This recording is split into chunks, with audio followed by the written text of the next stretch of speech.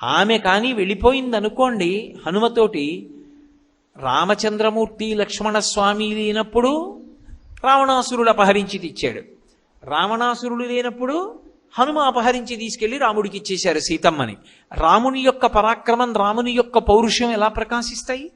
వాడు దొంగతనంగా ఎత్తుకొచ్చి ఉండవచ్చు, కానీ పౌరుషవంతుడైనటువంటి రామచంద్రమూర్తి యొక్క భుజములు తాండవం చేసి ఆయన యొక్క కోదండ విద్యా పారంగత్వం పైకొచ్చి దాని వలన లంకాపట్టణం అంతా నశించిన తరువాత రాముడితో కలిసి వెడితేనే రాముని యొక్క కీర్తి ప్రతిష్టలు నిలబడతాయి.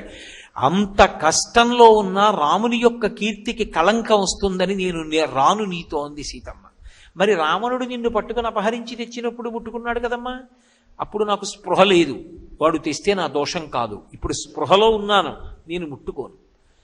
ఆయన అన్నాడు. ఈ మాట విని స్వామి హనుమ తెల్లపోయి అన్నారు, అమ్మా ఎవరంటారు ఈ మాట లోకంలో?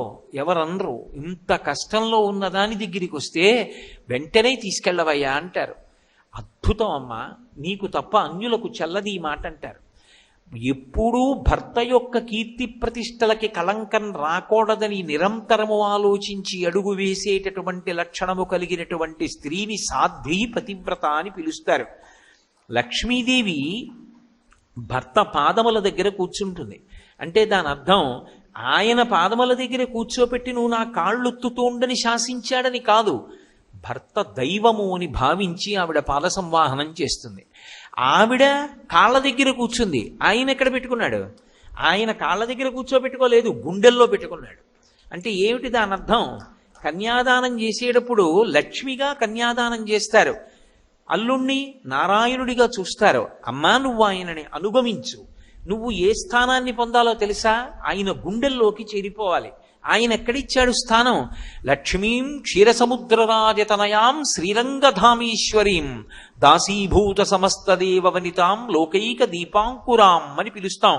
ఆ తల్లికిచ్చిన స్థానం వక్షస్థలం. అందుకే కదా ఇప్పటికీ పద్మావతీదేవి మీద స్తోత్రం చేస్తే ఈశానాం జగతోస్య వెంకటపతేర్విష్ణోహ పరాం ప్రేయసీం తద్వక్షస్థల నిత్యవాసరచికాం తక్షాంతి సంవర్ధినీం పద్మాలంకృత పాణిపల్లవ యుగాం పద్మాసనస్తాం శ్రియం వాత్సల్యాదిగుణోజ్వలాం భగవతీం వందే జగన్మాతరం అంటాం.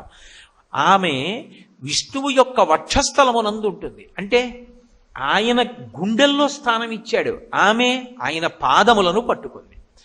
అంటే ఆయనని అనుగమించిన కారణం చేత ఆమె ఆయన గుండెలలోకి చేరింది.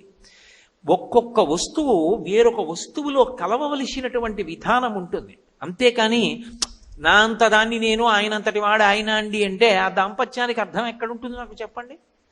దంపతులంటే ఇద్దరు కాదు, అందుకే అసలు ఇద్దరి మధ్యలోంచి కూడా వెళ్ళరు, వాళ్ళు ఒకరే. శారీరకంగా పైకి ఇద్దరుగా కనపడుతున్న దంపతులు తత్వతః ఒక్కరుగానే పరిగణింపబడతారు.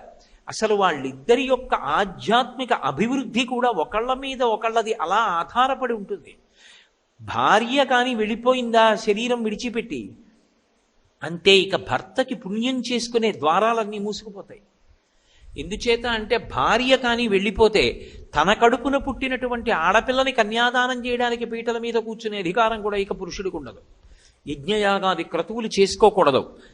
ఎడం భుజం మించి ఉత్తరీయం ఉండడానికి వీల్లేదు, కుడి భుజం మీదే ఉత్తరీయం వేసుకోవాలి. అంటే నేను భార్యాహీనుడను అని చెప్పినట్టు. భార్యాహీనుడు కనుక ఆయనని మంగళప్రదంగా భావన చేసి పీటల మీద కూర్చోపెట్టారు. భార్య లేనటువంటి పురుషుడికి ఉత్తమమైనటువంటి కర్మలు చేసేటటువంటి అధికారం ఉండదు. పరమ పవిత్రమైనటువంటి సభలో వరలక్ష్మీదేవి యొక్క అనుగ్రహం చేత అందరూ పసుపు కుంకాలతో పిల్లపాపలతో సుఖంగా ఉండాలని కోరుకుని చెప్తున్నటువంటి సభలో రెండవ మాట నేను అసలు మాట్లాడను. కాబట్టి భార్యాభర్తలు అంటే వాళ్ళిద్దరూ కలిసి జీవితంలో తరించడానికి కూడా ఒకళ్ళ మీద ఒకళ్ళు అంత ఆధారపడతారు. అందుకే సనాతన ధర్మంలో భార్యకి కామపత్ని అన్న పేరు లేదు, ఆమె ధర్మపత్ని. ధర్మానుష్ఠానమునందు ఉపకరణంగా భర్తకి పక్కన బాసటగా నిలబడుతుంది. అందుకే ధర్మపత్ని అనేటటువంటి గౌరవస్థానం ఇచ్చారు తప్ప ఏదో ఈసడింపుతోనూ సామాన్యంగానూ భోగపరాయణత్వంతోనూ కూడుకున్నటువంటి పేర్లతో అసలు భార్యని పిలవలేదు శాస్త్రంలో. అంత సమున్నతమైనటువంటి స్థానం ఇచ్చారు. కాబట్టి భర్త యొక్క పాదములను పట్టి భర్త యొక్క అడుగుజాడలలో నడిచి భర్తని అనువర్తించినటువంటి స్త్రీ ఏ స్థానాన్ని పొందుతుంది అంటే భర్త గుండెల్లోకి చేరిపోతుంది. అందుకే అమ్మవారికి ఒక పేరు లలితా సహస్రనామ స్తోత్రంలో స్వాధీన వల్లభ అని. స్వాధీన వల్లభ అన్న నామానికి బాహ్యార్థం ఒకటే చూశారనుకోండి, చాలా పిలుసుగా ఉంటుంది. స్వాధీన వల్లభ అంటే భర్తని తన చెప్పు చేతలలో పెట్టుకున్నది, ఆమెకు ఆయన స్వాధీనమై ఉన్నాడు. అంటే ఆయన ఏం చెయ్యాలన్నా ఆవిడ వంక చూస్తాడు, ఆవిడ ఇలా అంటే చేస్తాడు, అంటే ఊరుకుంటాడు. అంటే అంత గుప్పెట్లో పెట్టుకున్నది అని. అంత గుప్పెట్లో పెట్టుకున్నది పతివ్రత ఎలా అవుతుంది? స్వాధీన వల్లభ అంటే ఆమె భయపెట్టో, మీరు కానీ నాకు చెప్పకుండా ఏదైనా పని చేస్తే నేను మిమ్మల్ని ఇంత వేధించేస్తాననో వశం చేసుకున్నది కాదు. అసలు భర్తని అంతగా అనుగమించిన కారణం చేత ఏమైపోయిందంటే ఆయనకి ఆమె వద్దన్న మాట అనదు, కానీ ఎప్పుడైనా ఏదైనా ఒక కార్యం చెయ్యాలి అంటే అసలు ఆమెకి చెప్పకుండా చేయడు. ఆయన అంత అలవాటైపోయింది. అలవాటైపోయి ఏ పని చేస్తున్నా ఇలా చేస్తున్నాను అయ్ అంటాడు. ఆమెకి చెప్పకుండా చేసేసినా ఆవిడేమందో, కానీ అయ్యో పిచ్చిదానికి చెప్పలేదే, దానికి చెప్పి చేస్తే ఎంత సంతోషపడిపోతుందో, ఎంత ఆనందపడిపోతుందో దానికి చెప్తానంటాడు. అంటే ఆమె ఆయన మనసుని గెలుచుకుంది. దేని చేత? అనువర్తించడం చేత. మహాభారతంలో ద్రౌపదీదేవి సత్యభామకి ఇదే చెప్తుంది. బలవంతంగానో మందు పెట్టో మాకు పెట్టో నేను వశం చేసుకోలేదు పాండవుల్ని, అనువర్తించి నేను వాళ్ళ యొక్క మనసులు గెలుచుకున్నానని చెప్పింది. కాబట్టి మనకి శాస్త్రంలో భర్తకి ఉండేటటువంటి స్థానాన్ని అంత గౌరవించింది. ఏదైనా ఒక పని చేసే ముందు మన బుద్ధికి నచ్చినటువంటి దాన్ని ప్రమాణంగా చేసి చెయ్యకూడదు.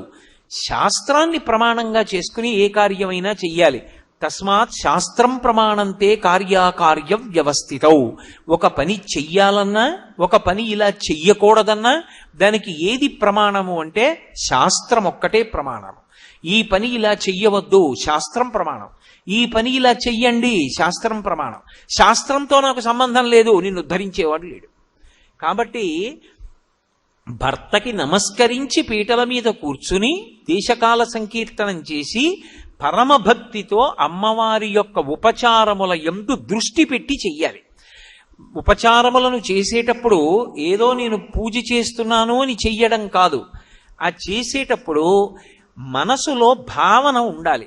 మీరు ఎప్పుడూ ఒకటి గుర్తుపెట్టుకోండి, ఒక పూజ చేస్తున్నప్పుడు ఒక ఉపచారం చెప్తాం, ఆ ఉపచారం పూర్తయింది అని ఎప్పుడు శాస్త్రంలో తీసుకుంటారంటే 3 ఏకీకృతమైతేనే ఆ ఉపచారములు పూర్తయ్యాయి అని చెప్తారు. ఏ 3 ఒకటి అవ్వాలి అంటే నోటితో చెప్తున్నటువంటిది ఏదో దాన్ని చెయ్యాలి, అంటే కర్మేంద్రియం చెయ్యాలి.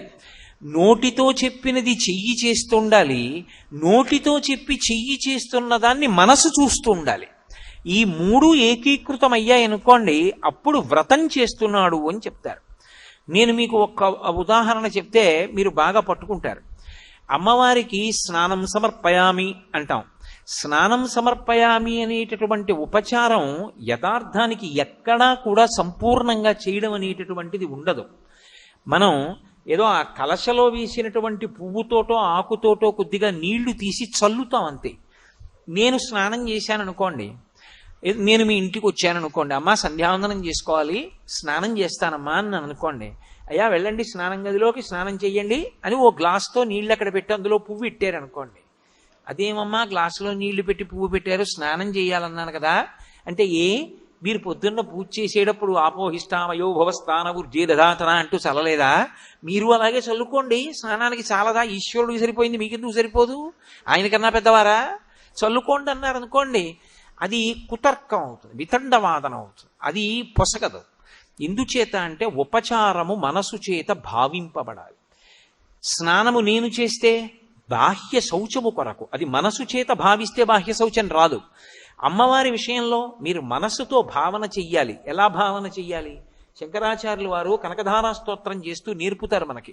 దిగ్గస్తిభిః కనక కుంభ ముఖావ సృష్ట స్వర్వాహిని విమలచారు జలప్లుతాంగీం ప్రాతర్నమామి జగతాం జననీమశేష లోకాధినాథ గృహిణీం అమృతాబ్ధిపుత్రీం అంటారు. ఆ దిగ్గజములు ఆకాశగంగా జలాలను తమ యొక్క బంగారు కలశలతో పట్టి తీసుకొచ్చి లక్ష్మీదేవికి రెండు వైపులా నిలబడి ఆ బంగారు కలశలని పైకెత్తి మందాకినీ జలాలు పోస్తే ఆమె కట్టుకున్నటువంటి తెల్లటి బట్ట తడిసిపోతుంది. ఆ తడిసిపోయినటువంటి తెల్లటి బట్టతో కూర్చున్నటువంటి ఆ అమ్మవారి యొక్క పాదముల జంట ఒక్కసారి మనసు నిండా భావన చేసి ఆ తల్లి పాదములకు, ఆ తడిగా ఉన్నటువంటి అమ్మవారి పాదములకు ఉంచి తల తగిలేటట్టుగా నమస్కరిస్తే ఆ తడి నా నుదుటికి తగిలింది అని భావన చేస్తే ఆ తడి ఇలా తుడుచుకోవాలనేటటువంటి అనుభూతి కలుగుతుంది.